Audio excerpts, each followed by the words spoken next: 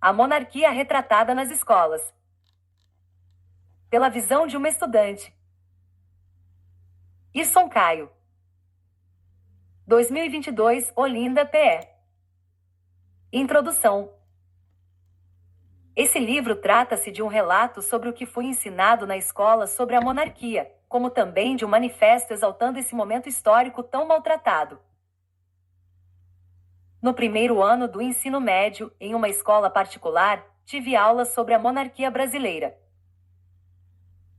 O professor esbanjava o conteúdo de forma vil e sem zelo nenhum à história do nosso país. Foi quando ele indicou 3 livros para leitura, então escreveu no quadro 1808, 1822 e 1889 de Laurentino Gomes. Depois, explicou que se tratava de uma trilogia da história monárquica e até brincou que ninguém iria ler. Entretanto, eu já estava bem incomodado com sua maneira de ensinar esse assunto e não acreditava que era verdade tudo quanto ele falava. Falei com meu colega. Quer apostar que eu irei ler todos esses 3 livros e se o professor estiver errado, eu irei saber, bem, aqui estou eu. Escrevendo este livro, expondo minha visão dos fatos e colaborando com o incentivo ao estudo da história brasileira. Ainda naquela época, pedi à minha mãe, que desde pequeno me incentivou a ter o hábito da leitura, para comprar a trilogia de Laurentino Gomes para mim, e com muito esforço ela comprou os 2 primeiros usados e o último novo. Ao ler, percebi que a história realmente não era como o professor contava, e então escrevi um pequeno artigo para falar o que eu pensava, intitulado de A Monarquia Retratada nas Escolas, o mesmo título deste livro, que dizia o seguinte: o Brasil é um dos países mais vastos do mundo. Temos tantas riquezas e belezas naturais, como a Amazônia. É evidente que uma nação tem algum orgulho da unidade do território nacional, conservado graças ao esforço dos nossos monarcas portugueses. Com a chegada da família real em meados de 1808, chegaram também muitos benefícios. A monarquia aboliu a escravidão e trouxe a independência do Brasil.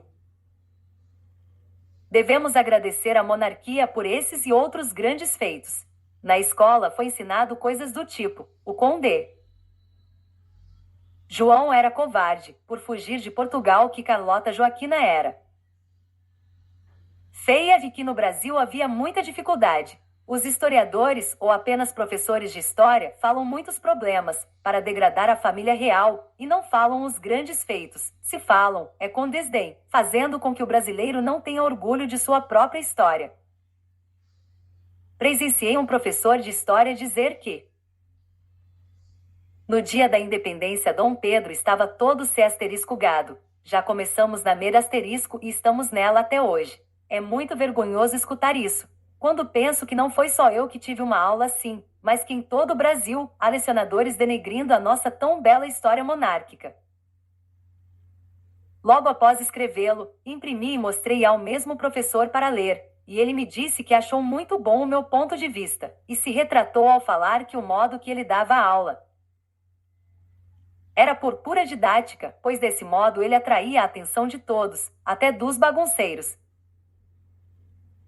Fiz vídeo para a internet falando o que tinha escrito, isso chamou a atenção de grupos monarquistas, pessoas interessadas na volta da monarquia. Uma página muito famosa sobre o tema de nome Movimento Brasil Monarquista compartilhou meu vídeo, o que fez com que eu ficasse muito feliz com o sucesso que estava tendo. Cheguei a ir a um grande evento monarquista em Recife, pé no Instituto Dom Pedro II, onde conheci personalidades ilustres como Luís Felipe de Orleans e Bragança, descendente direto dos imperadores Pedro I e Pedro II. Lá ele autografou seu livro Porque o Brasil é um País Atrasado. Animado com o segmento monárquico, fiz 2 vídeos sobre a vinda de Dom Pedro II a Recife e outro a Olinda. Neles eu e minha mãe passamos por lugares em que a majestade visitou. Asterisco foto ao lado de Luís Felipe de Orleans e Bragança. Estes textos dizem mais sobre um estudante revoltado com a forma errônea que lhe ensinavam. Sobre o período Histórico monárquico, revolta essa, expelida na escrita em meados de 2019, e acrescentada nesta obra com mais episódios históricos interessantes. Não posso ter diploma de história, e muitos podem questionar a minha autoridade nesse assunto, mas, como disse acima, cumpri a aposta que fiz ao meu amigo de escola, e li a trilogia que o professor recomendou e ainda inúmeros outros logo. Minha humilde autoridade discorre dos livros que li. Peço, portanto, que não cobre muito de um adolescente nem me julgue caro leitor. A monarquia trouxe a independência do Brasil. Dia 7 de setembro de 1822, dia em que Dom Pedro grita a independência do Brasil. Era para ser ensinado o orgulho nacional deste tão importante episódio, mas a ênfase sempre vai para o quão cômico foi a cena. A cena que deveria pairar sob os pensamentos dos brasileiros, assim como no imortalizado no quadro O Grito do Ipiranga, de Pedro Américo, de maneira heroica, assim como sua atitude. Entretanto, a cena real é descrita como bucólica e prosaica, mais brasileira e menos épica do que a retratada no quadro de Pedro Américo.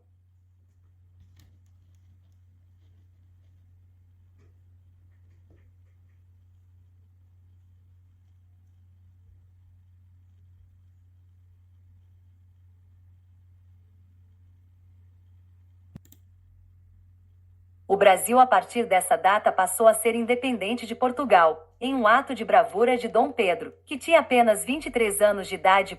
Fiz até uma brincadeira na capa deste livro, colocando um desenho de Dom Pedro em cima de uma mula, do caricaturista Tiago Silva. Princesa Isabel se importava. Na época da morte de George Floyd, homem negro que morreu asfixiado nos Estados Unidos, gerou uma revolta e uma série de protestos do movimento Black Lives Matter. Como isso levava a debate a situação da escravidão negra, eu escrevi um texto chamado Princesa Isabel se importava. Ele se encontra no meu Instagram @ivoncaio. Se a de Princesa Isabel consumasse o terceiro reinado, com certeza ela não deixaria os ex-escravos desamparados, pois faria um projeto de indenização. Em uma carta de D. Isabel, que se encontra hoje no acervo do Museu Imperial em Petrópolis, ela escreve: com fundos doados pelo Senhor, teremos oportunidade de colocar estes ex-escravos, agora livres, em suas próprias, trabalhando na agricultura e na pecuária e delas tirando seus próprios proventos. Ao falar do problema da escravidão no Brasil, todos deveriam considerar o erro que foi tirar a de Princesa Isabel e sua família do poder, pelas mãos desses republicanos que de lá para cá fizeram do Brasil um ciclo vicioso de populismo e ditadura. E discorrendo mais sobre esse tema, a monarquia só chegou ao fim porque bravamente abolirão a escravidão, perdendo assim o apoio dos grandes cafeicultores, como tratarei mais adiante. A de Isabel estava interessada não apenas em abolir a escravidão, como ela o fez, mas sim em dar uma vida digna aos escravizados, projeto esse que, se efetivado, possivelmente o número de negros pobres e marginalizados seria bem menor.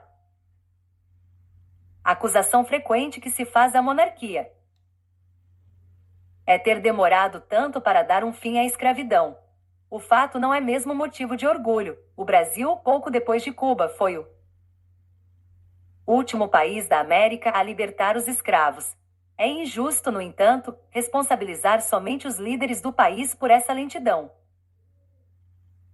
Para aprovar leis, eles precisavam do apoio dos deputados e senadores, que refletiam, pelo menos em parte, a opinião pública. E não só os proprietários rurais, mas o povo em geral, e até mesmo a maior parte dos escravos demoraram a aderir com entusiasmo à luta abolicionista. A monarquia é antidemocrática? Sobre a monarquia ser antidemocrática escrevi: certo dia estava conversando com um professor sobre a voltada monarquia parlamentarista, e ele me disse que era algo totalmente antidemocrático. Eu fiquei perplexo, por ver um homem que estudou história por anos proferir essas palavras sobre a monarquia. Naquele momento eu deveria falar meus argumentos contra a mentira que ele disse, mas agora irei expor aqui neste artigo. Para começar, totalmente antidemocrático é a República, pois não teve nenhum apoio popular, mas sim de um punhado de militares achando-se superiores após voltarem da Guerra do Paraguai e de cafeicultores paulistas arrasados por conta da abolição da escravidão, pelas mãos da nossa princesa Isabel. Esse foi o cenário da proclamação da República. O nosso patriarca da coisa pública, que nem republicano era, somente veio ser alguns meses antes do golpe, com certo ar de profeta proferiu essas palavras: República no Brasil é coisa impossível, porque será uma verda desgraça.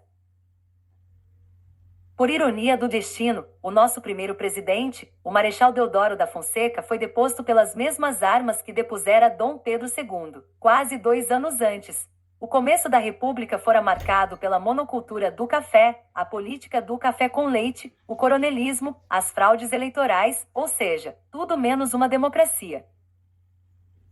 Entretanto, a monarquia do Segundo Reinado era referência mundi democracia no século XIX, como sintetiza Paulo Schmitt, autor do G. P. dos Presidentes da República. Reafirmo essa democracia do regime monárquico parlamentarista, pois o povo tinha o soberano governando pela nação, e não para garantir o próximo mandato, como é de costume na República. A República no Brasil foi sim antidemocrática no seu início, uma vez que foi instituída através de um golpe de Estado. Aquilo já não é militarismo, nem ditadura, nem república. O nome daquilo é carnaval. Além do mais, a República no Brasil foi tudo menos respublica, coisa pública até porque o povo não teve participação alguma nessa mudança de regime. A queda do Império resultou de um acordo entre elites que desejavam conservar seus privilégios e caudilhos que almejavam o poder. Existia um partido republicano no Brasil, mas não foi ele que proclamou a República. Pior ainda, os grandes propagandistas republicanos. De estirpe de José de Patrocínio, Júlio Ribeiro, Silva Jardim e Lopes Trovão foram tratados como meros agitadores pelo novo regime, que, em contrapartida, acolheu de braços abertos os políticos mais reacionários do Império, a exemplo de Rodrigues Alves, 2 vezes eleito presidente. Uma república de Araque, portanto, instaurada por militares e latifundiários, a saber pela autocracia e pelo privilégio. O governo de Dom Pedro II foi o mais perene de todos, durando quase 50 anos. Conseguindo neutralizar revoltas e unir o território nacional, ele foi um ótimo imperador. Explicando a monarquia parlamentarista. A monarquia parlamentarista era a que vigorava no tempo de Dom Pedro II, assumindo o papel de poder moderador dos outros 3 poderes, legislativo, executivo e judiciário, evitando, assim, situações em que o poder judiciário legisla, o legislativo julga e desmantela a isonomia dos 3 poderes. Nessa forma de governo, sintetiza Luiz Felipe. O Parlamento escolhe o primeiro-ministro e o monarca somente valida a escolha. Assim como na monarquia constitucionalista, a função do chefe do governo desempenhada pelo primeiro-ministro tem de ser do líder do partido majoritário. Quando não há líder majoritário, escolhe-se o líder da coalizão. Caso seja inviável a formação de um consenso, o monarca convoca novas eleições. De qualquer maneira, a função principal do monarca é a de guardião da Constituição e da integridade do sistema. Assim, para tal efeito, ele fica à margem do debate político. Este é o modelo de nações como Reino Unido, Holanda, Noruega, Suécia e Dinamarca. O que existe no imaginário popular é que monarquia é uma só, aquela absolutista de Hobbes, Maquiavel e do Rei Sol, o Estado sou eu. Mentalidade totalmente errônea, uma vez que a monarquia parlamentarista garante poder limitado, sociedade justa e bem administrada. Fontes revelam que as principais nações do mundo como melhores IH são as que têm esse modo de governo. A Constituição Imperial. A primeira Constituição brasileira, outorgada pelo imperador no dia 25 de março de 1824, era uma das mais avançadas da época na proteção dos direitos civis. Embora tivesse imperfeições, era a melhor entre as de todos os países do hemisfério ocidental, com exceção dos Estados Unidos, afirmou o historiador Neil Macaulay. Foi a mais duradoura a constituir-se. Bem-sucedida a organizar o êxito discriminar as fronteiras entre os diferentes poderes, sucumbiu apenas em 1891, substituída pela primeira Constituição Republicana. Contada do ponto de vista da evolução de ideias, a história do Brasil é muito clara e simples. O país nasceu em 1824 com uma Constituição liberal e os princípios de Estado passivo limitado, de economia livre e que tributava pouco permaneceram presentes até 1930. Em 1934, uma nova Constituição de viés socialista iniciou um ciclo de aumento contínuo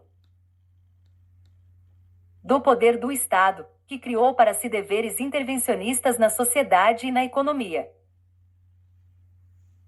As constituições subsequentes de 1946 e 1988 só adicionaram mais legislação a favor do Estado e contra o liberalismo político e econômico, dando legitimidade legal à criação de um Estado totalitário e interventor na economia fechada que temos hoje no Brasil. 10, ou seja, nós só fizemos regredir com o fim do Império, pois de Constituição liberal passamos a ter uma intervencionista. Deveras assistencialista. Passamos por 7 constituições, e a mais duradoura foi a imperial. Valeu a pena a proclamação da República? Há um artigo do professor Vila que dá um panorama geral das coisas. Em 1899, um republicano, desiludido com os rumos do regime, disse que a República tinha sido dosamente anunciada em 1889. A proclamação estava por vir, isso 10 anos depois do golpe militar de 15 de novembro. A primeira década tinha sido desanimadora para aqueles que achavam que poderiam transferir as instituições da Terceira República Francesa para a terra descoberta por Cabral. Contudo, o velho militante mantinha ainda a esperança de que um dia tudo poderia mudar e, finalmente, o país viveria com instituições consideradas modernas e civilizatórias. Mais de 100 anos depois, a mudança continua sendo uma palavra mágica da política brasileira. Porém, quando parece que algo de novo vai ocorrer, as velhas práticas se mantêm e a frustração toma novamente conta do cidadão. É como se o sistema político estivesse blindado e impedisse que nascesse o novo dia, o amanhã. É sempre o hoje, e para sempre. A mudança anunciada sempre se transforma em conservação do que havia de mais arcaico, tanto na elaboração de políticas públicas, como no uso da máquina do Estado, nas alianças no Congresso Nacional com os régulos provinciais. Como diria Joaquim Nabuco, e até no discurso dos ministros. A bem da verdade, deve ser reconhecido que houve uma mudança. Nunca na história republicana uma eleição foi tão pobre em ideais como a atual. É a pior, ao menos, desde 1989. 13 presidenciáveis que sequer conseguem elaborar um simples projeto de plataforma política. E, é piada pronta, continuamos perseguidos pelo número 13, 13 anos de PT, 13 milhões de desempregados e 13 alianças eleitorais para a presidência da República, a sucessão de denúncias de uso da máquina pública cresce em progressão geométrica. Nem a Lava Jato assustaram os meliantes que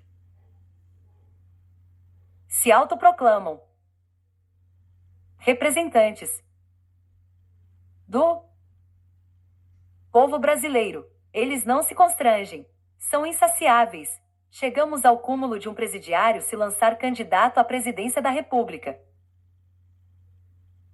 E mais, transformou a cela em comitê de campanha, os advogados em pombos correios que levam e trazem mensagens exclusivamente partidárias, violando o princípio legal de defesa do seu paciente. Tudo isso sob o olhar complacente das autoridades e da OAB.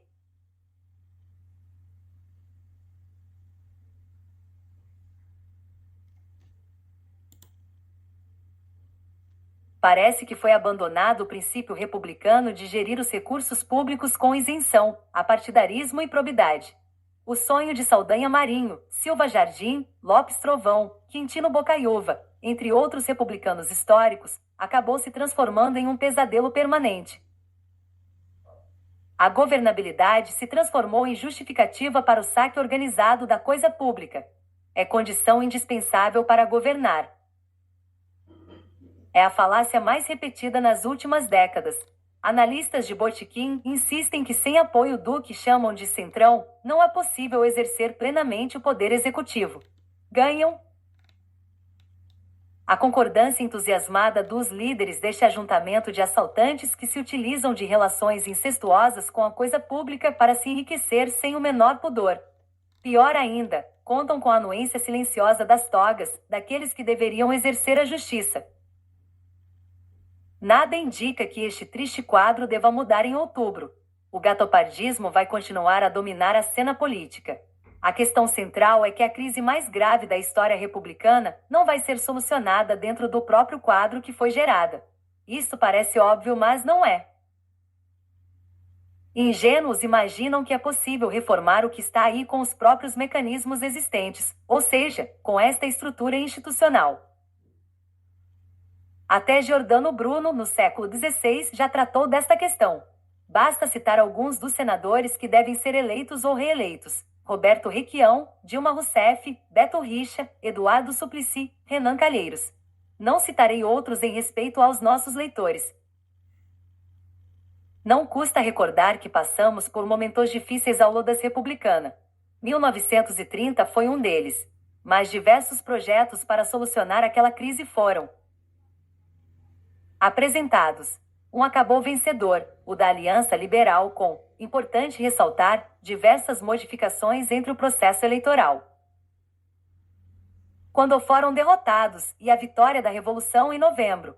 Em 1964, em meio à grande tensão política, diversos caminhos foram apresentados para resolver o impasse, e um deles foi o vencedor. Hoje não sabemos para onde ir. Estamos literalmente em um beco sem saída. O sistema deu o que tinha de dar. Se esgotou. Sobrevivem sucessivas crises que impedem que o Brasil possa crescer em um ritmo digno da nossa dinâmica sociedade civil.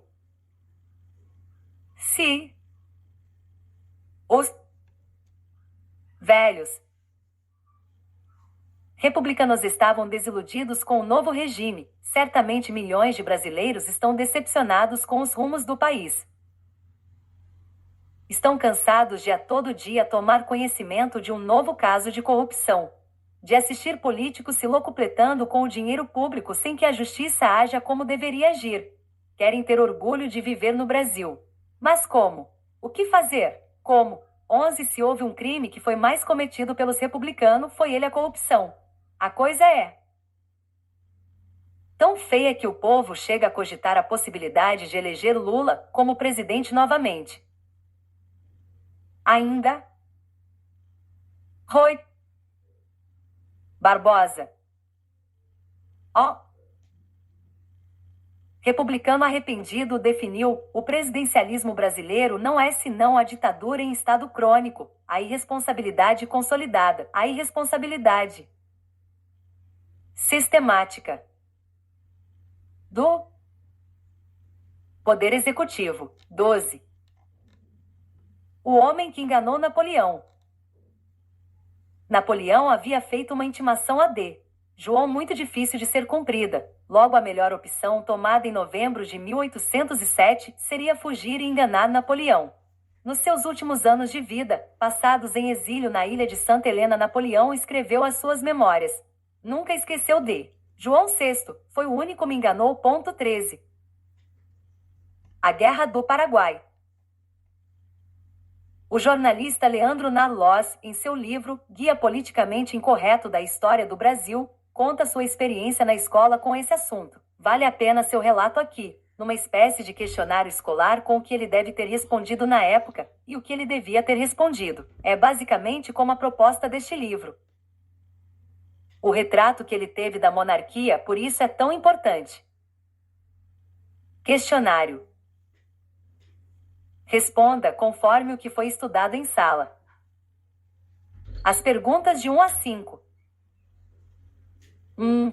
Também conhecida como Guerra da Tríplice Aliança, a Guerra do Paraguai foi o maior conflito da história da América do Sul.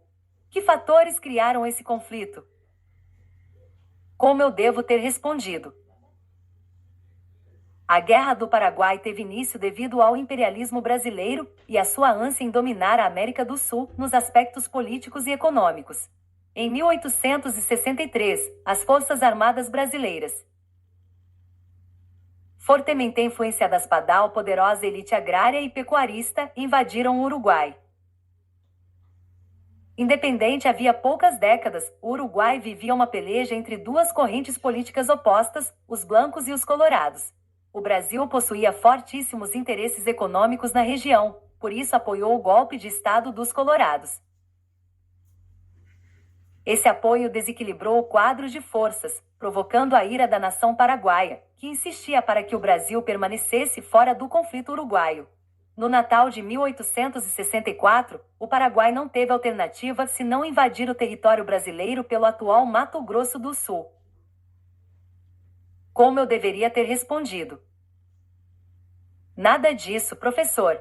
Essa história de fatores não cola. A Guerra do Paraguai aconteceu sobretudo porque havia naquele país um presidente vaidoso, cruel, louco e equivocado.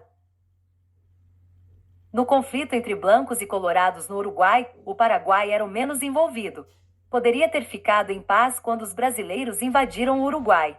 Mas o presidente Solano Lopes estava obcecado em entrar em guerra com o Brasil, um vizinho 22 vezes mais populoso. Imaginou que os paraguaios seriam os próximos a serem invadidos pelos brasileiros. Pura loucura, que só aconteceu porque o Paraguai não tinha bons diplomatas, jornais privados e partidos políticos para discutir ideias e moderar ações políticas. É verdade que, no início, brigar contra o Brasil não parecia tão insano. Nos primeiros meses de conflito, os paraguaios contavam com o fator surpresa. A guerra começou em novembro de 1864, quando o Paraguai confiscou o Marquês de Olinda, um navio brasileiro que passava tranquilamente por Assunção para levar um novo governador ao Mato Grosso. Depois, perto do Natal daquele ano, 7.700 soldados paraguaios, 1.000 deles a cavalo, invadiram o Pantanal brasileiro. Ganharam fácil os primeiros ataques, já que surpreenderam um exército desprotegido. Quase toda a região centro-oeste do Brasil era vigiada por só 875 militares. Em apenas 2 dias, os paraguaios ocuparam o Forte de Coimbra, ao sul de Corumbá, e seguiram avançando. A força deles era tanta que o coronel responsável pela segurança de Corumbá, chamado Carlos Augusto de Oliveira, mandou os moradores fugirem da cidade. O próprio coronel debandou, subindo o rio Paraguai no barco Anhambaí superlotado. Os paraguaios foram atrás e alcançaram o vapor brasileiro uma semana depois. O coronel Oliveira se salvou porque já tinha saltado e partido para Cuiabá, onde foi demitido pelo governador do Mato Grosso. Os marinheiros não tiveram tanta sorte. Poucos marinheiros brasileiros escaparam com vida. Foram mortos com espadas e machadinhas aqueles que ficaram a bordo e a tiros os que tentaram escapar a nado, conta o historiador Francisco Doratioto. Só com a ofensiva no Pantanal, o Brasil se deu conta de que o Paraguai queria mesmo entrar em guerra. O inimigo tinha um exército com 77.000 homens, contra 18.000 militares brasileiros. O Brasil estava tão desprotegido que demorou 5 meses para iniciar uma reação. A primeira dificuldade foi reunir homens para lutar. Trabalhar nas Forças Armadas era considerado um castigo. Os quartéis eram conhecidos por abrigar miseráveis que não tinham opção senão se alistar no exército. Por isso, para rebater a ofensiva dos paraguaios, o Brasil teve que reinventar seu exército, aumentando os salários e criando uma campanha nacional de soldados voluntários, os Voluntários da Pátria.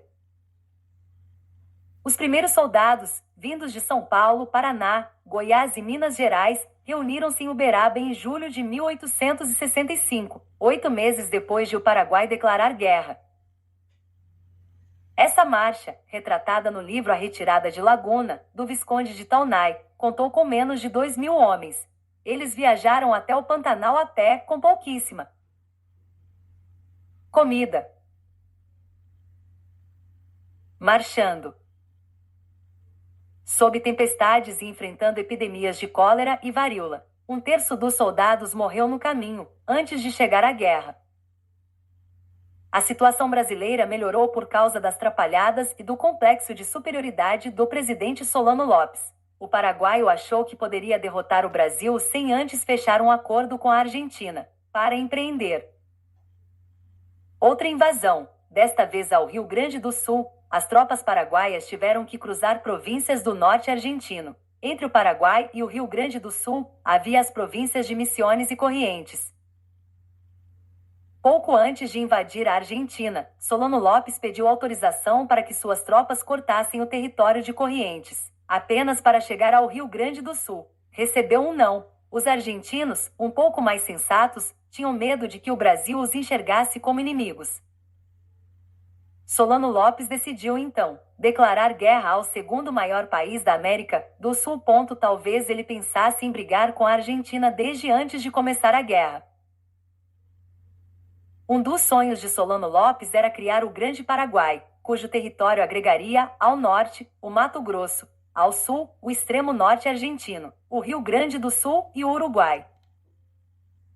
As províncias de Corrientes e Misiones também poderiam apoiar os paraguaios sozinhas, já que pensavam em se separar de Buenos Aires. A estratégia de Solano Lopes não deu certo. Contribuiu para isso o fato de que os soldados paraguaios, quando invadiram a cidade de Corrientes, não conseguiam deixar de saquear as casas dos argentinos. Depararam com tecnologias e produtos para eles raros, como pianos, pratos de porcelana, punhais, chapéus e artigos de couro. Os saques deixaram os argentinos ainda mais contrariados e propensos a apoiar os brasileiros. Em maio de 1865, a Argentina e o Uruguai apoiaram o Brasil oficialmente, formando a Tríplice Aliança.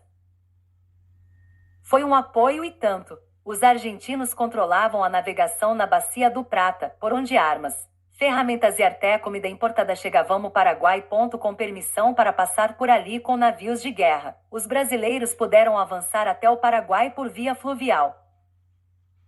Em junho de 1865, 9 navios brasileiros subiam o rio Paraná quando depararam com uma emboscada. Os paraguaios esperavam a esquadra do Brasil com 8 navios, em cima de barrancos nas margens do rio Paraná, 6.000 soldados armados com fuzis. Apesar de tanta força e de contar com a surpresa, o Paraguai acabou se atrapalhando no esquema tático e perdendo a batalha. Depois desse episódio, que ficou conhecido como a Batalha Naval do Riachuelo, o país ficou isolado. Sem saída para o oceano, Solano Lopes não podia mais receber armas europeias.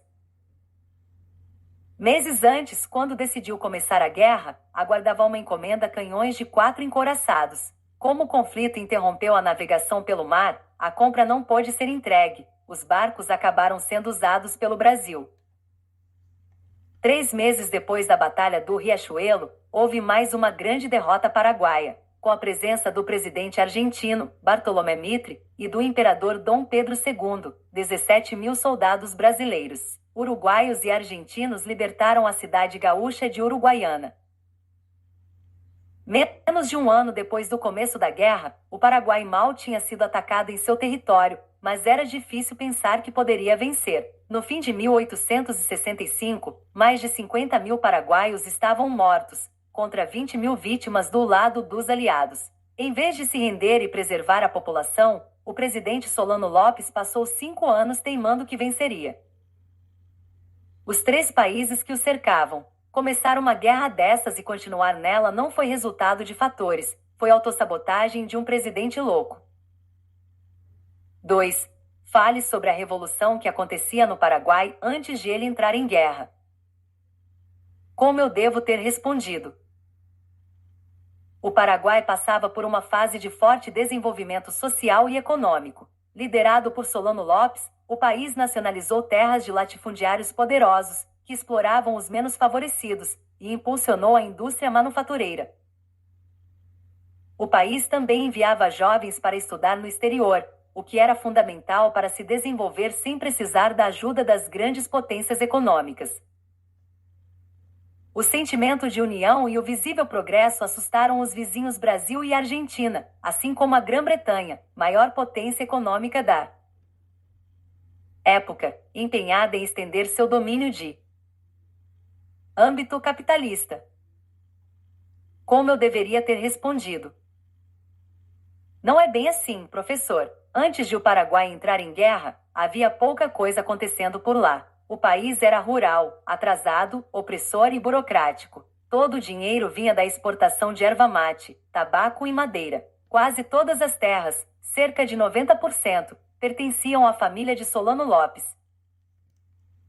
Quem quisesse entrar no negócio de erva mate tinha que ser amigo do presidente ou se submeter a um trabalho bem parecido com a escravidão. Os camponeses vendiam uma rouba de erva mate por 1 centavo de libra inglesa, e os figurões que tinham permissão para explorar as terras revendiam o produto por 25 libras. Não havia plantações extensas, fábricas de fundo de quintalô consumidos. Os empresários tinham sido expulsos, em 1820, pelo ditador José Gaspar França, que temia ser deposto por uma conspiração. Tendo sua força criativa expulsa, o país era um dos mais dependentes dos estrangeiros. Cerca de 75% dos produtos industrializados, coisas simples, como um rolo de tecido, talheres e potes de vidro, tinham que vir da Europa, por meio de casas comerciais inglesas estabelecidas em Assunção e Buenos Aires. Sem a ajuda dos ingleses, os paraguaios mal conseguiam fazer uma conserva, uma guerra, muito menos. A indústria paraguaia era pequena e existia pouco dinheiro em circulação. A exportação era nanica. Em 1864, foi de 560 mil libras, 6 vezes menor que a do Uruguai, que tinha a metade da população. Também não acontecia nada na política. O presidente Solano Lopes era um ditador que assustava seus cidadãos. O país só tinha um jornal, controlado pelo Estado. Até os padres eram espionados pelo governo. Durante a guerra, o regime totalitário proibia as mulheres de chorar em público. Eram obrigadas a participar de bailes para festejar batalhas, mesmo quando parentes morriam no campo ou quando o país havia sido derrotado. Um país como esse assustava quem vivia nele. Para os vizinhos, dava pena. 3. Quem foi o herói paraguaio Solano Lopes? Como eu devo ter respondido? Francisco Solano Lopes assumiu o país em 1862, depois da morte de seu pai, Carlos Lopes. Defendeu bravamente seu país da ganância dos vizinhos que pretendiam destruir o Paraguai, uma potência emergente. Solano Lopes morreu em 1870, cruelmente assassinado pelo exército brasileiro. Como eu deveria ter respondido? Solano Lopes não foi herói. Ou melhor, foi um herói falsificado. Dando início à tradição comercial do nosso vizinho.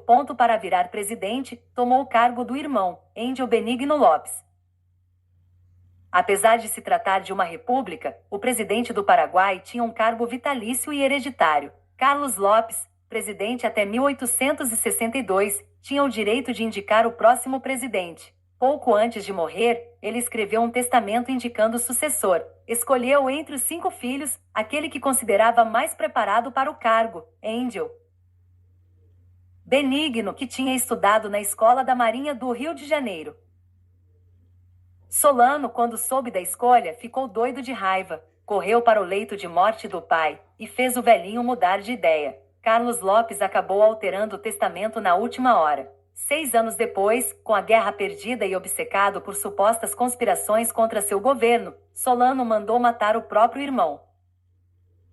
Tem mais pirataria nessa história. Quando a guerra acabou em 1870, os paraguaios que sobraram odiavam o homem. Solano Lopes era visto como um tirano que levará o país à desgraça.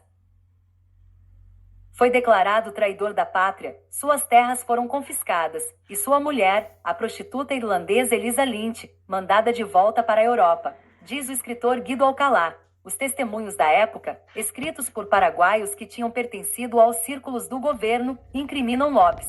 Seus autores tentam se justificar, negando responsabilidade pessoal nas atrocidades do ditador. Só no começo do século XX, quando o sofrimento da guerra foi esquecido, o monstro ganhou contornos de herói. O primeiro a enaltecê-lo foi o escritor Juan Oleari. com o livro História de la Guerra de la Triple Alianza, de 1911. Soube-se depois que esse oleário recebia um apoio financeiro de Henrique Venâncio Solano Lopes, ninguém menos que o filho mais velho do tirano paraguaio.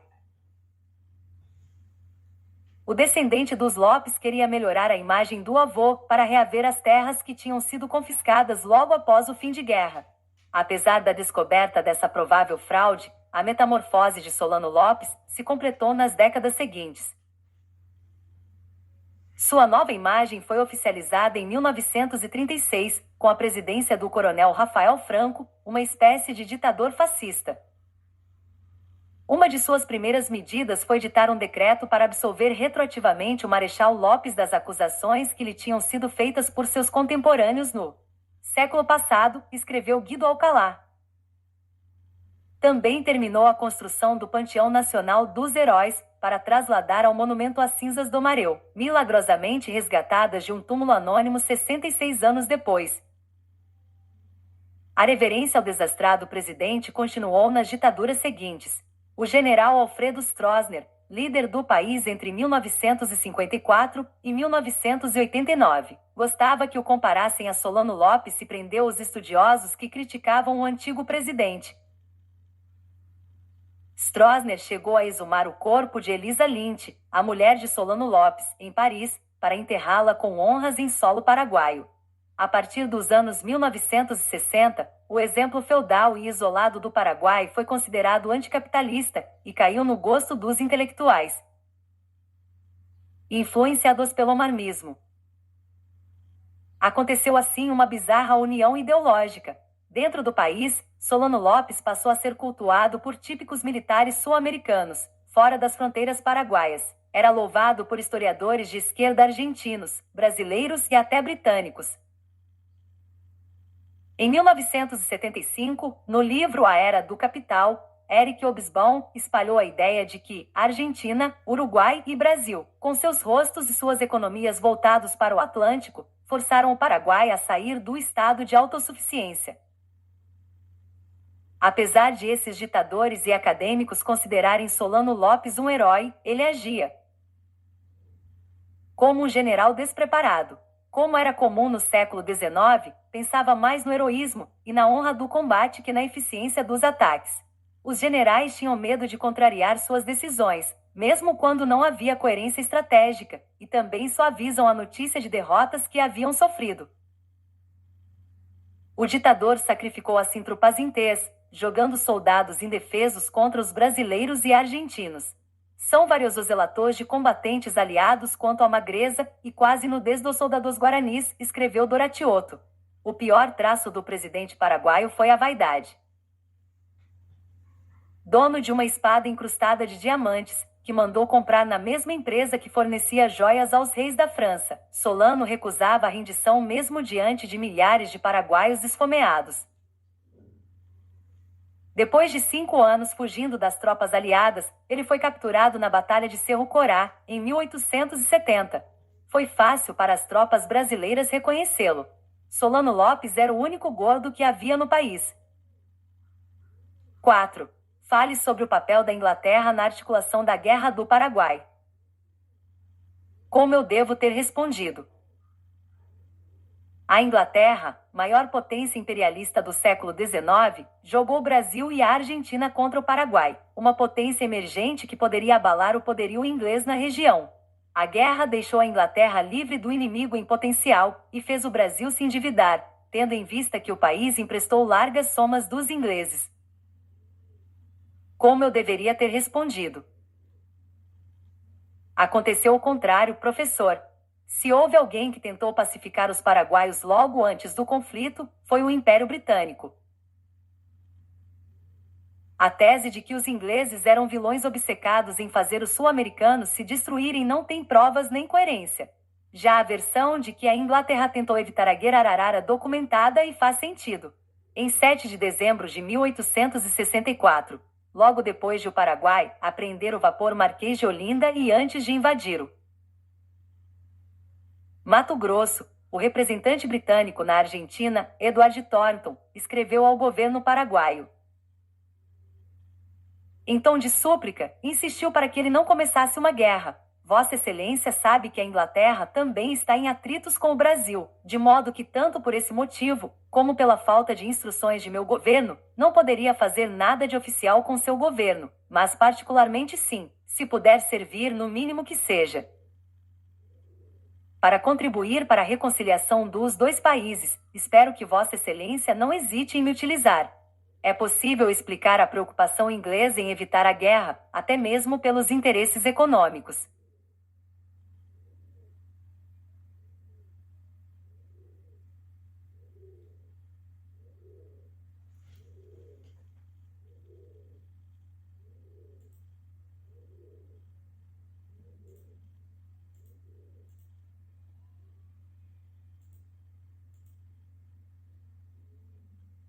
As empresas inglesas eram as que mais investiam em projetos de infraestrutura no Paraguai, Brasil e Argentina.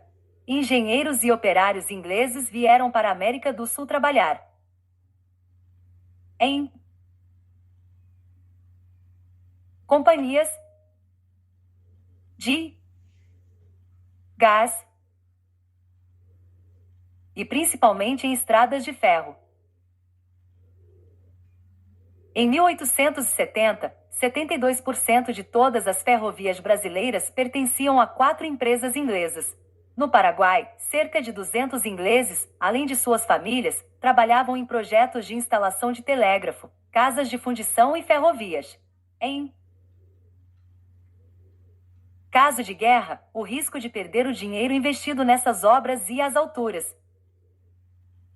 O Brasil atolado em empréstimos foi mesmo a ruína com a guerra. O dinheiro gasto no conflito foi 11 vezes maior que o orçamento para um ano inteiro de administração pública. Essa gastança impediria, 20 anos depois, que Dom Pedro II indenizasse os donos de escravos como eles gostariam, o que abalaria a monarquia. Mas o dinheiro emprestado não veio de Londres. Os principais credores do império eram bancos brasileiros. Dos 614 mil contos de réis gastos na guerra, 349 mil contos vieram de empréstimos e da emissão de títulos públicos. Apenas 8% eram de empréstimos externos. Quem lucrou com a Guerra do Paraguai foi a Argentina. No século XIX, o país vendia carne e o couro do melhor gado do mundo, e suas terras planas e férteis eram excelentes para a plantação de trigo. Grande parte da fortuna brasileira gasta na guerra foi parar nas mãos dos fazendeiros argentinos que forneceram cavalos, carvão para os navios e carne para as tropas. Impulsionada pela guerra, a riqueza desses fazendeiros tinha notoriedade mundial.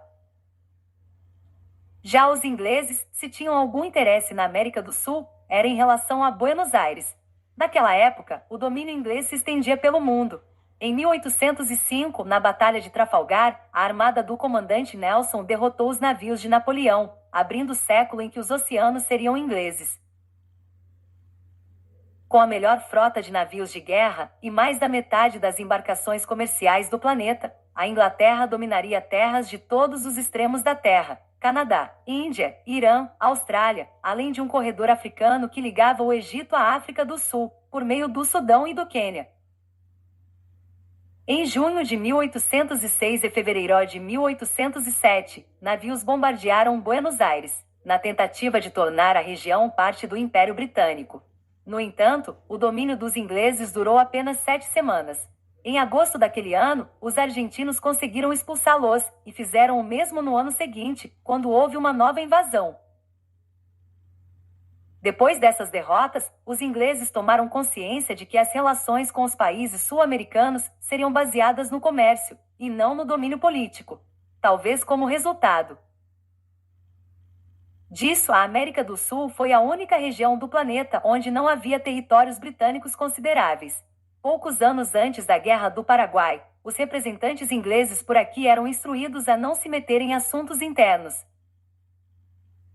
Quando o conflito estourou, navios de guerra ingleses entraram 3 vezes no Paraguai para resgatar cidadãos britânicos.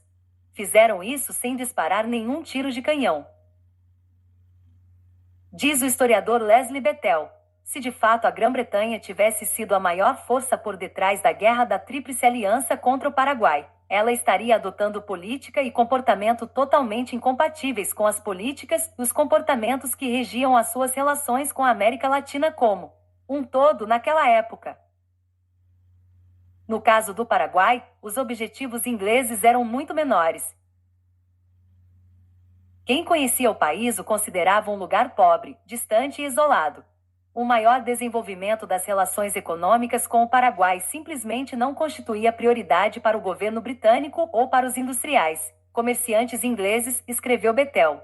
Na verdade, poucos cidadãos ou políticos da Inglaterra sabiam o que era o Paraguai. Foi isso que percebeu o viajante e diplomata Richard Barton, que presenciou a guerra e escreveu Cartas dos Campos de Batalha do Paraguai, um dos principais relatos sobre o conflito. De volta à Europa, Barton ficou espantado ao perceber que seus compatriotas exibiam rostos absolutamente inexpressivos ao ouvirem mencionar a palavra Paraguai. Um século depois, esses ingleses indiferentes seriam considerados culpados pela tragédia paraguaia. 5. Fale sobre o genocídio cometido pelo Brasil contra o povo paraguaio. Como eu devo ter respondido? O Brasil praticou atrocidades contra os paraguaios. Ao fim da guerra, 70% da população havia morrido. 90% dos homens paraguaios foram vítimas do combate. Foi um verdadeiro genocídio. Da população de mais de 800 mil pessoas, sobraram menos de 200 mil, das quais apenas 14 mil homens. Os soldados brasileiros se acostumaram a matar crianças famintas e mulheres em farrapos. Como eu deveria ter respondido? Não houve genocídio algum. Não se pode calcular a porcentagem de paraguaios mortos, porque ninguém sabe quantos paraguaios existiam antes da guerra. O censo paraguaio não era confiável. Em 1846, contou 250 mil habitantes. 11 anos depois, teria passado para 1,337 milhão. Um crescimento assim não aconteceu nem na explosão populacional do século XX. A historiadora americana Vera Brin-Reber fez, em 1988, um estudo detalhado sobre a estimativa da população paraguaia, usando taxas demográficas da época para calcular a população. Segundo ela, os paraguaios não passavam de 318 mil pouco antes da guerra, e as perdas humanas durante o conflito seriam de 8,7% da população. No máximo, 18%, chutando para cima. Mesmo se o fantástico número de 70% de mortes fosse real, não daria para culpar o Brasil por essa tragédia.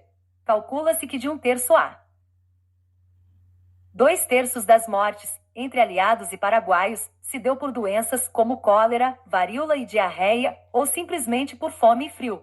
Se houve um responsável por essas mortes, foi o ditador paraguaio Solano Lopes, que começou a guerra e contribuiu para o seu prolongamento. Durante aqueles 5 anos, batalhas eram um evento raro. O cenário mais comum da guerra eram os acampamentos sujos, pobres e apinhados de prostitutas, familiares dos soldados e até vendedores de cachaça. Não havia água potável e a comida consistia quase sempre em carne com farinha mofada e cheia de moscas. Em 1867,4 mil soldados brasileiros morreram de cólera. No Paraguai, eram cerca de 50 mortes por dia. Em 1867, a doença pegou até mesmo o presidente Solano Lopes, que, paranoico, acusou seus médicos de o terem envenenado. No caso das famílias paraguaias, a falta de comida era o maior problema. A mobilização militar do presidente Solano Lopes foi tão forte que o país ficou sem gente para plantar alimentos e abastecer a população. Nos últimos meses de guerra, mulheres e crianças famintas e em farrapos abordavam os soldados aliados. Conforme o relato do cadete Dionísio Cerqueira, que participou do conflito e depois escreveu o livro Reminiscências da Campanha do Paraguai, tratava-se de criancinhas esqueléticas sugando seios murchos das mães agonizantes, além de meninos nus, amarelos, barrigudos com as costelinhas à mostra, olhando-nos espantados. Ao se render às tropas aliadas, as mulheres e as crianças ficavam entregues tanto à violência quanto à solidariedade dos soldados brasileiros. Ocorrerá mestoprosia dos paraguaias indefesas, assim como casos de ajuda humanitária e até casamentos. Muitas paraguaias acabavam virando parte do dia a dia dos acampamentos, com as brasileiras que acompanhavam os soldados e voluntários. De acordo com um documento de 1870, o último ano da guerra, havia no quartel de Humaitá, perto da fronteira argentina, 4 oficiais, 159 praças, bem como 14 praças presos e 48 mulheres, sendo 28 paraguaias. O historiador gaúcho Fernando Ortolan descobriu certidões de mais de 300 casamentos de soldados brasileiros com paraguaias logo que a guerra acabou. Até a Primeira Guerra Mundial, era comum o país derrotado pagar indenizações de guerra aos vencedores. Foi assim no fim da Guerra Franco-Prussiana, em 1871. A França, derrotada, teve que pagar 5 bilhões de francos à Prússia, cujas tropas permaneceram em terras francesas até 1873, quando a conta foi paga. 5 décadas depois, foi a vez da Alemanha pagar 132 bilhões de marcos aos seus vizinhos. Nenhum país perdoou a dívida, e mesmo assim ninguém culpa a França ou a Inglaterra por terem cometido um genocídio europeu. Já o Brasil, que gastou na guerra 614 mil contos de réis, o equivalente a 11 anos de orçamento federal, usou como base de cálculo para a indenização o valor de 460 mil contos. Nenhuma parte desse dinheiro foi paga. A dívida acabou oficialmente perdoada na década de 1930, pelo presidente Getúlio Vargas. O Brasil, na verdade, foi bonzinho com o Paraguai. 14. Curiosidades de D. Pedro I. Você sabia que Dom Pedro II ajudou na criação do telefone? Isso mesmo, e é o que eu escrevi relatando. Uma grande cena da história da ciência ocorreu quando Dom Pedro II estava nos Estados Unidos em 20 de junho de 1876 e foi à Exposição Internacional da Filadélfia, onde eram exibidas as novidades tecnológicas. Lá estava o cientista Graham Bell apresentando um aparelho que transmitia a voz humana. Ele teve alguns problemas técnicos. A chance de que alguém visse o seu invento era mínima, e o evento já estava acabando. Tudo mudou quando Dom Pedro II, que o conheceu semanas atrás, o viu e disse: "O que o senhor está fazendo aqui?" O cientista lhe contou sobre seu invento e o convidou para testar. O imperador aceitou e então pronunciou para o aparelho: "Tobe or not tobe." Logo depois escutou o som de sua voz ser reproduzido e exclamou: "Meu Deus, isso fala!" Os juízes foram avaliar, graças ao nosso imperador, esse aparelho que mais tarde foi chamado de telefone. Ou seja, além de um ótimo imperador, Dom Pedro II também contribuiu muito com a história da tecnologia. Esse tipo de história dificilmente é exposto nas escolas, fala-se mais de coisas ruins e não das boas. Queda de monarquia, desgraça à vista. Posso citar vários exemplos que comprovam isso, os principais são esses. Queda da monarquia czarista russa. Os infames socialistas derrubaram a monarquia para implantar o comunismo, com o resultado matou mais de 100 milhões de dissidentes e espalhou o terror, a miséria e a fome por um quarto da superfície da terra, pelas palavras do professor Olavo de Carvalho. Queda da monarquia francesa através de revolucionários positivistas, que também inspiraram a implantação da República no Brasil. A Revolução Francesa resultou em vários massacres, esqueceram por completo os famosos ideais de liberté, égalité, fraternité. O Estado se tornou uma máquina de matar, nas mãos do revolucionário Robespierre, que não durou muito, foi morto por outro golpe. Último e não menos pior, a queda da saudosa e gloriosa monarquia brasileira. Bem, nem preciso falar muito dos males, já fiz diversos textos sobre os resultados, são evidentes para qualquer um que conheça a verdadeira história brasileira. É claro. Lima Barreto era um monarquista. Lima Barreto foi um grande escritor e jornalista. Escrevi um texto no qual evidencio a sua preferência pelo regime monárquico.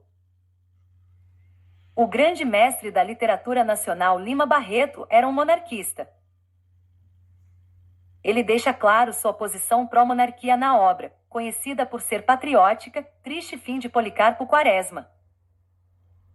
O período histórico onde a obra está localizada é no 2 graus Governo Republicano, de Floriano Peixoto, que inclusive é chamado várias vezes no decorrer do livro de ditador.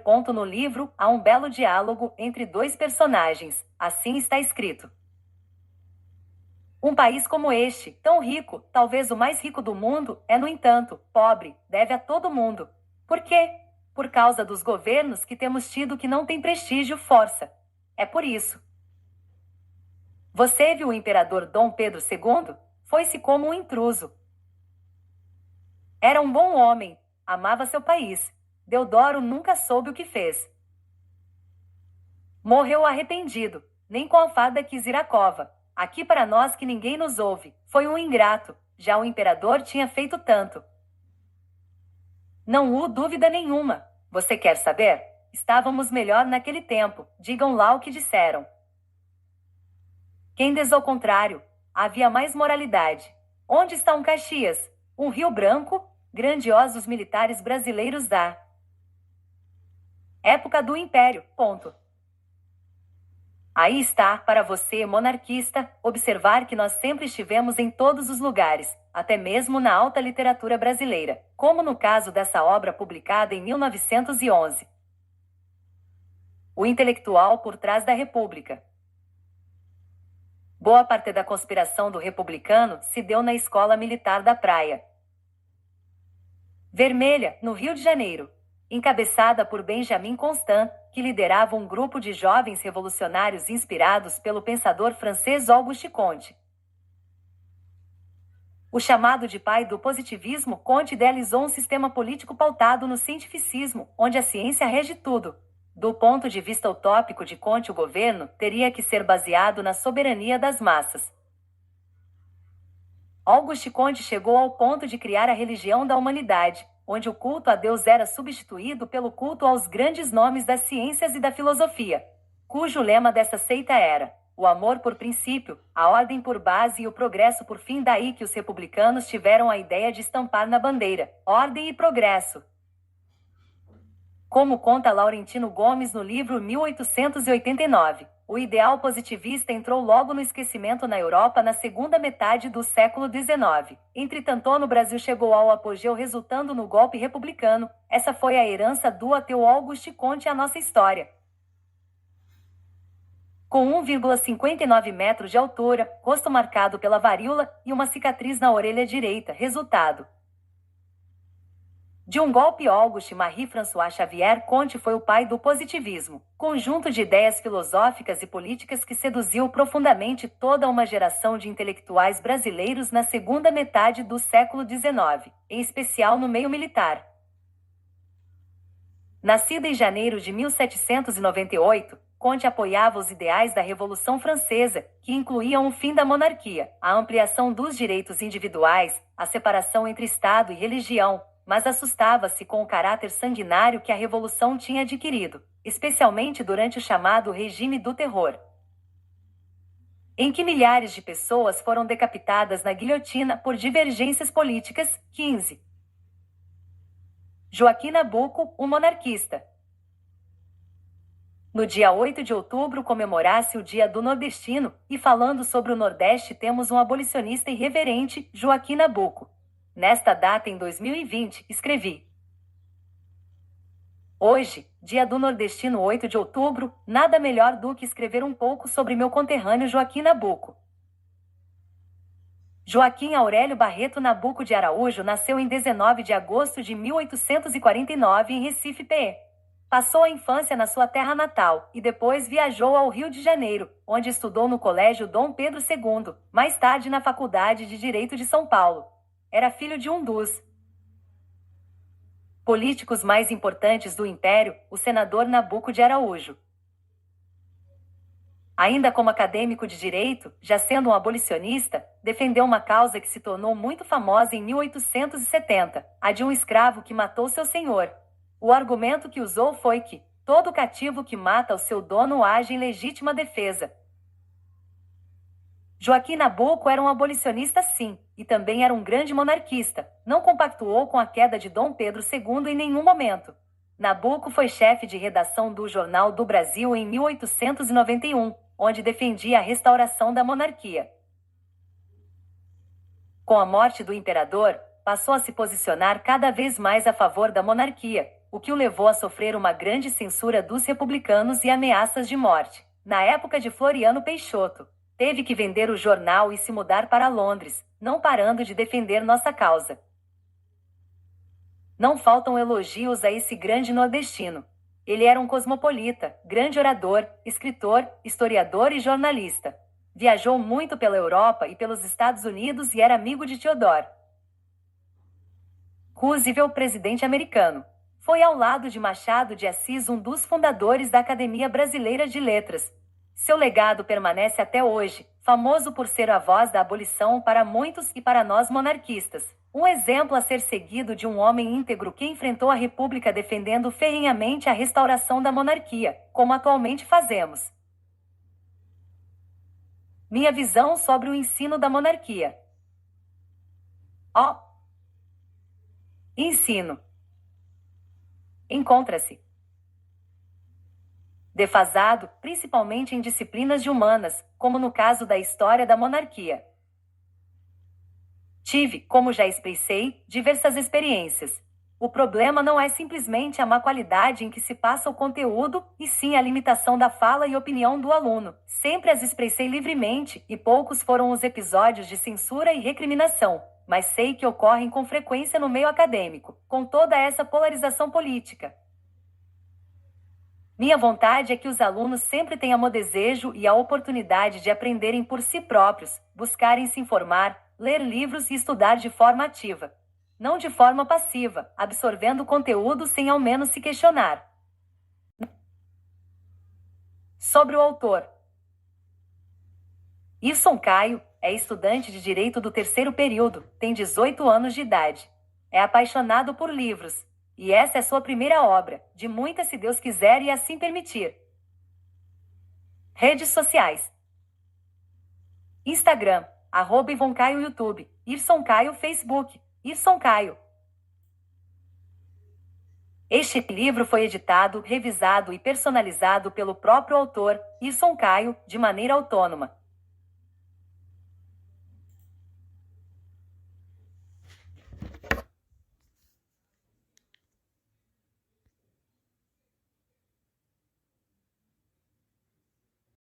Se você gostou desse livro e quer adquiri-lo diretamente pela Amazon, é só clicar no link na descrição. Muito obrigado por assistir até aqui. Curta, comente e se inscreva no canal.